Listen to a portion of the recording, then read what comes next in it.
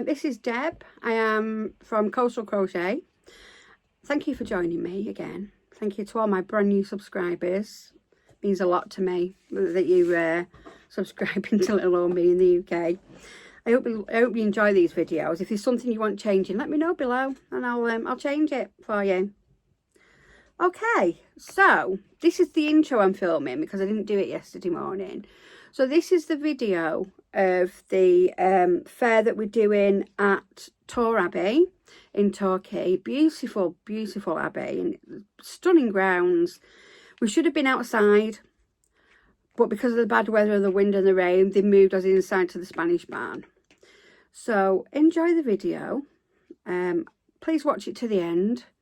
You know, even if you just leave it running and go out of the room, I don't care. Just watch it to the end because it gets the algorithm going. Please like and subscribe to this channel if you haven't already. There's about 70% of people who watch my videos haven't subscribed. So if you could subscribe, that would be fantastic. And also, if you click the bell, it will give you a reminder of when I release new videos. So enjoy this one and I'll see you on the other side. Bye. It's market day. It's giant spider freaking my wife out day. Don't even ask. I got up this morning, I've just come downstairs and there was the most humongous wolf spider. Oh my God, I'm all itchy. On the lounge, on the wall in the living room. Oh my God, it was huge. Even Matt freaked out. It was a good 2.5, 3 inches wide. Oh, it was horrific. It was the biggest one I've seen. Oh. Anyway, I just found another one crawling on me, but that was a baby. I'm like, for God's sake, I've had enough already. Right, we're following Karen and Joe. So I've got chewing gum in my mouth. We're on our way to Torre Abbey. We were supposed to be outside, but we're not. We're inside because of the horrendous weather. So this is in Torquay, and I will catch up with you in a bit. But for now, Mark's going to do his little history piece for you. Ready? Go. Oh, right, okay. So where we're going today is got a lot in common with ancient Rome in the fact that it was built on 7 hills. Down here, I mentioned this because we call them tors. A hill is a tor, like the top of a big hill. And one of the tors leads directly down to the old quay. So that's where you get Torquay from. And at the top of the largest tor, it was an abbey was built 829 years ago called Torre Abbey. It's one of the homes of the largest art collection that we have down here. It's a beautiful old country manor. The only real sort of interesting historical fact about Torre Abbey is that it was disbanded as an abbey under King Henry VIII, and then it just became a private residence. And since then, it's been kind of half open and fully open to the public. You're gonna see lots of pictures. It's a really beautiful old abbey. Also, I'd just like to say, Witam Ania I Piotr Zborski, because we've got Polish viewers now as well. So that's my shout out to them. Lots of pictures to come during the video. Okay, also at the Abbey today, because it's all now been shoved inside, we're all getting free guided tours of the Abbey. So I'm going to, when Mark's doing me heading, I'm going to send him off on a little tour with my camera, and he can take some lovely pictures for you. So there you go. It's about 20-minute drive, so we're on our way now, and I'll catch up with you later. Bye.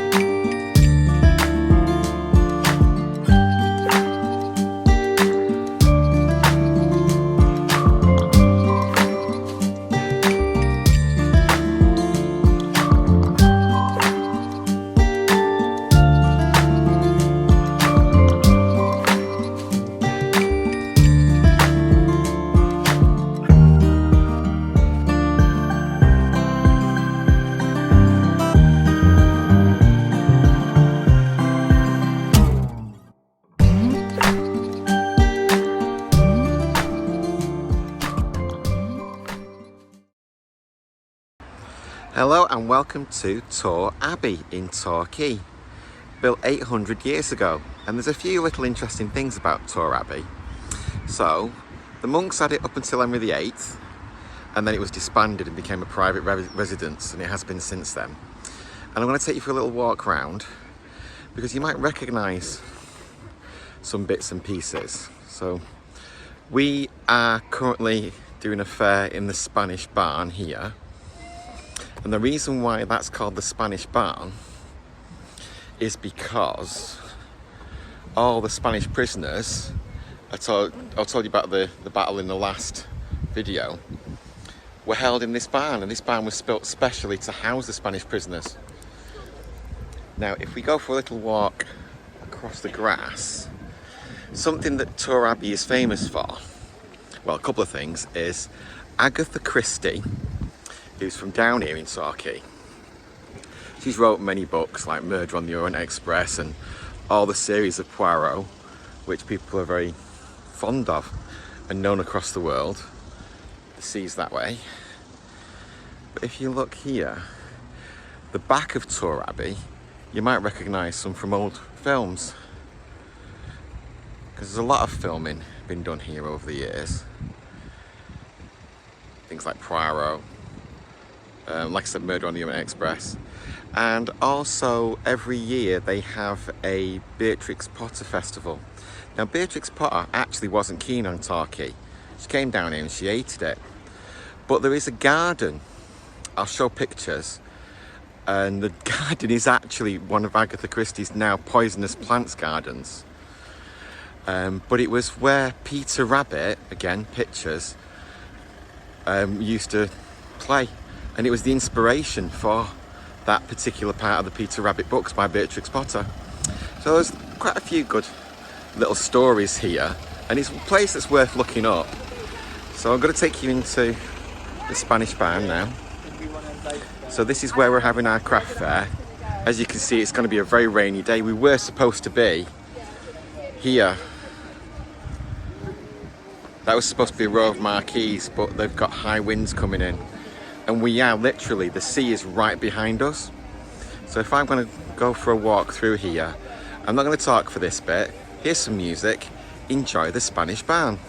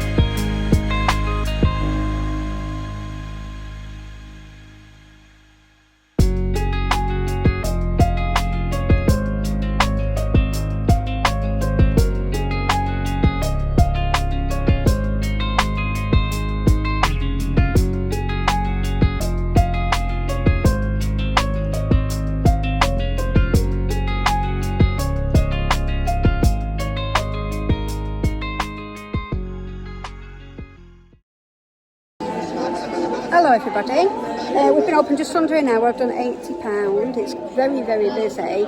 I'm quite annoyed actually because there's two of the crocheters here. Well, I call them crocheters. Temu Resellers. 3 Temu Resellers and me. I'm the only handmade one here. So it's so annoying until that happens. So yeah, I'll do you another update shortly. Alright, bye. Hello everybody. It is 1:10 and we've done 186. Aquarium's biggest seller again, and the cats. And the little funny crabs I did, I brought 8, I've sold 6. We've still got 3 hours to go, so I'm doing really well. I'm trying to crochet a dragon while I'm here, but I'm getting all muddled up. I'll see if I can show you.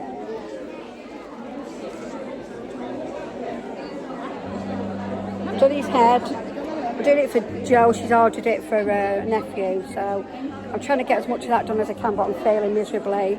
We'll catch up later. Bye.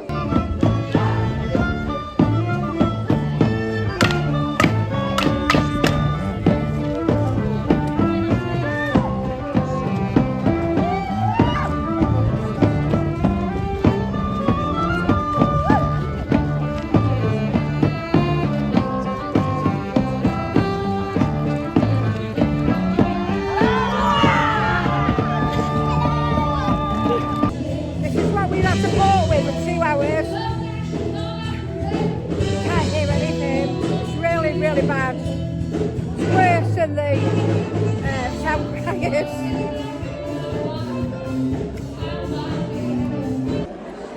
Hello everybody, as you can see I got wet and Matt didn't. I did get wet. I've been outside for a week and I can't trench.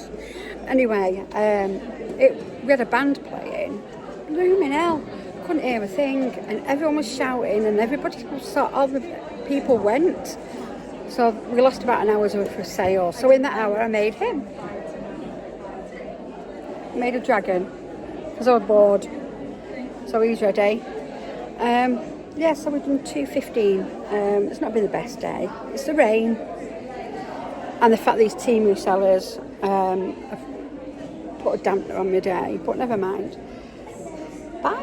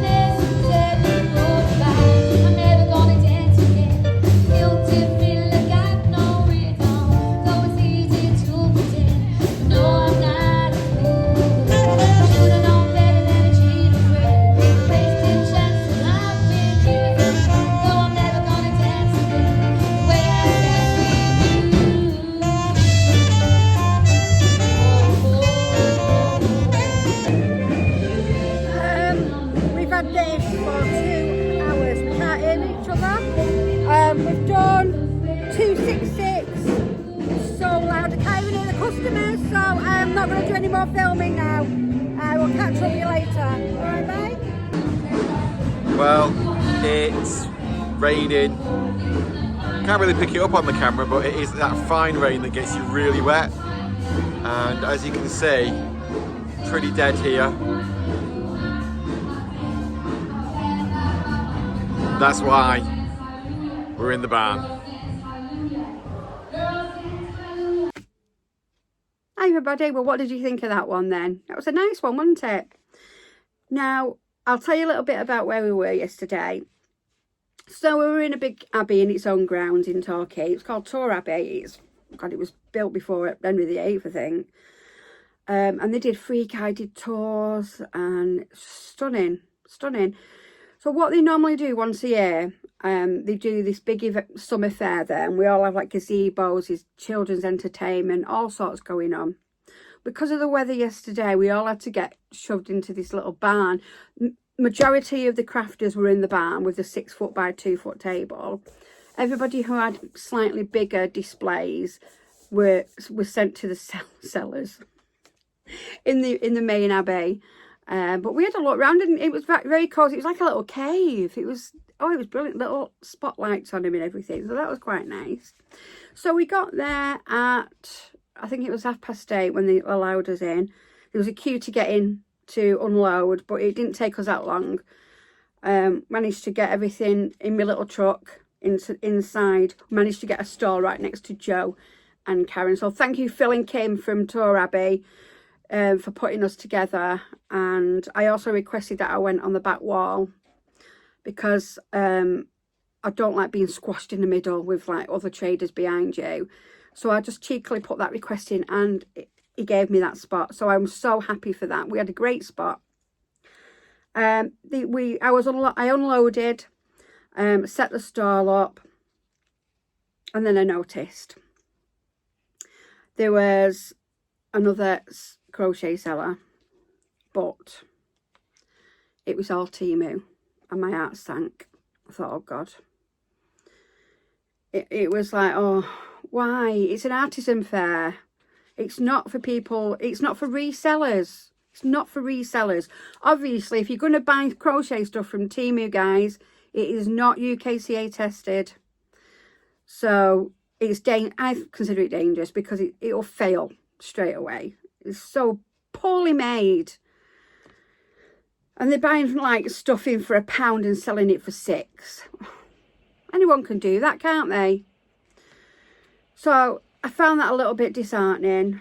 And then just out of like diagonal with me was another crochet knitter. But I couldn't see any UKCA branding on that either. But she wasn't Temu, she was handmade. Lovely stuff. She just needs to, you know, I didn't have the courage to tell her. It's not my, well, I don't think it's my place. I just feel I'm out of my comfort zone and things like that. But what I did do, I had a word with the organiser. Oh, blimey, the rain out there at the moment is horrific. It's like hailstone or something. Summer's over, isn't it? Anyway, I messaged the organiser, Kim. Lovely lady. She'd just taken over from Phil. And she got me to explain how the UKCA test thing works. And I explained that it's a legal thing now. Anybody that makes handmade toys has to go through the UKCA test. You can buy a pack for about, I think it was £57 or something. I bought the pack. And it explains, it's a lot to do. You've got to test it, you've got to weight pull it, you've got to wash it, then you've got to test it again. Anything over 15 centimetres, you've got to hold a flame to it to see if it takes off and how big the spread is. But it covers you. And it also covers the event. So I was explaining to Kim that if these people that are selling like toys or anything with play value, which means that a child will pick it up and go, oh, I want to play with that. If it's not been tested, if trading standards come in to the event, they can shut the whole thing down. Yeah, I mean, that's really extreme, but I have heard that it is getting worse now, and they're on it, the trading standards. And I spoke to Lainey, and she's told me a couple of times people have been, you know, packed up and gone by trading standards.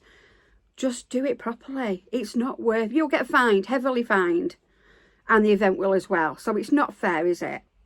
Little rant over. I do apologise. So thanks, Kim, for chatting with me about that, and she's going to speak to her management because that should not be allowed. It was an artisan fair, and I was speaking to some of the girls on the retreat group who were saying, you know, go and ask her what wool she's made. I can't do that. I suffer from really bad anxiety.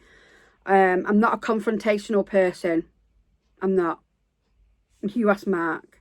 I'm a lover, not a fighter. Anyway, absolutely fantastic venue. Very, very well organised. Take my hat off to you all. That team, the security, Kim, Phil, Susie, everybody, fantastic. The only problem we had, now, I did speak to, Kim came up to my table and we just mentioned it. I think it was Kim. No, it wasn't Kim. It was another lady. They had a live band.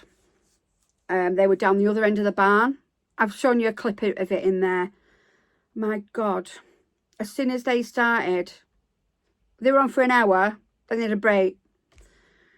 As soon as they started, the room emptied. And we didn't sell anything while they were on. We couldn't hear ourselves think. We were shouting. There was people shouting at customers because we couldn't hear them. It was awful. If they had just turned it down a few notches, it would have been perfect, but it was just too loud. Some people just had to go outside. There was kids walking around like that. That was the only thing. So hopefully for the Christmas one, we won't have to put up with that again, because the band, as good as they were, I'm not knocking them, they were fantastic. Really, really good band. As good as they were, it was too loud. And I've got really sensitive ears, and I was struggling, really struggling, because I had mark like that in my ear. I had customers' ear talking to me and that, and I was like, ah! If you've got sensitive ears like me, you know exactly what I mean. So that stopped, and we were like, thank God for that. And then the customers started buying again. So we'd gone an hour with no sales. And then at 3 o'clock, we were testing, and the band came back on. I was like, well, that's it then. Might as well blew me back up. We didn't sell anything again while they were on, and everybody had just gone by then. So I feel we lost about 2 hours worth of sales because it was too loud. People just couldn't stand it. It was just echoing. The acoustics all echoing around the building. We had the bass, there was a guitar player, a drummer, sax player, a singer, and it was just too much. So hopefully that won't happen again. It's trial and error, isn't it? But apart from that, what a fantastic, beautiful day. Well, apart from the weather, it rained all day. So I'm so grateful for the team who work for Torre Abbey to actually, you know, accommodate us in the barn, even though 2 hours of it was lost. Just absolutely fantastic. And I can imagine on a summer's day, you know, if we get the really nice hot sun, I can imagine that would be absolutely beautiful venue. Beautiful. There was a guy outside, like he did alcohol and stuff. And they, every time I went past, they were just looking bored. They weren't selling anything, but it was really, really heavy downpour. So what a shame, but yeah. Okay, so I'm going to tell you what I sold. I'm going to do it quickly, I don't want to bore you. So, can you guess below what I sold? I'm going to give you a minute just to text quick what you thought was my biggest seller yesterday. Off you go. Give you a minute. Play some incidental music. All right. Okay, I'm going to crack on now. Don't cheat. If you haven't written anything, stop now, okay? Right, so my biggest seller was Adopt a Kitty. 8 I sold.